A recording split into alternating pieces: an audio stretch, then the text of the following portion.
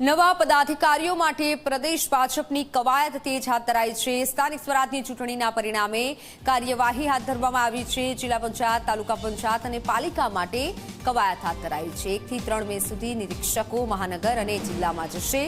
Mayor, deputy mayor, standing committee chairman માટે sense લેવાશે।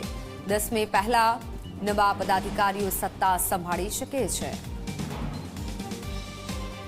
Online પર સંવાદદાતા હિતલ પારેખ જોડાઈ ચૂક્યા છે। જી Hital, standing committee chairman, mayor, deputy મેયરને પણ સેન્સ માટે મોકલાયા છે, શું વધુ જાણકારી?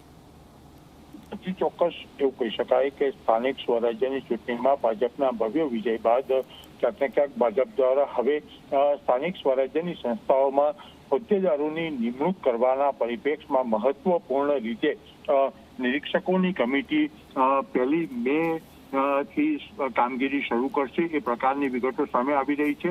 તારીખ 1, 2 અને 3 નિરીક્ષકો જિલ્લા મહાનગરોમાં જશે અને ક્યાંક ને ક્યાંક જે નામો ઉપર છે, કોના નામ પર સંમતિ સંજાય છે એ તમામ વિગતો તેઓ મેળવશે અને ક્યાંક ને ક્યાંક જોવા જઈએ તો આ સેન્સ પ્રક્રિયા પૂર્ણ કરીને પાર્લામેન્ટરી બોર્ડમાં બધું મૂકવામાં આવશે અને પાર્લામેન્ટરી બોર્ડ દ્વારા નામોની આખરી માહિતી આપશે। સ્વાભાવિક છે કે મોટી ભાગની જગ્યાએ 10 મે પહેલા બોર્ડની પ્રથમ બેઠક યોજાઈ જાય એ પ્રકારનું આયોજન ભાજપ દ્વારા કરવામાં આવી રહ્યું છે।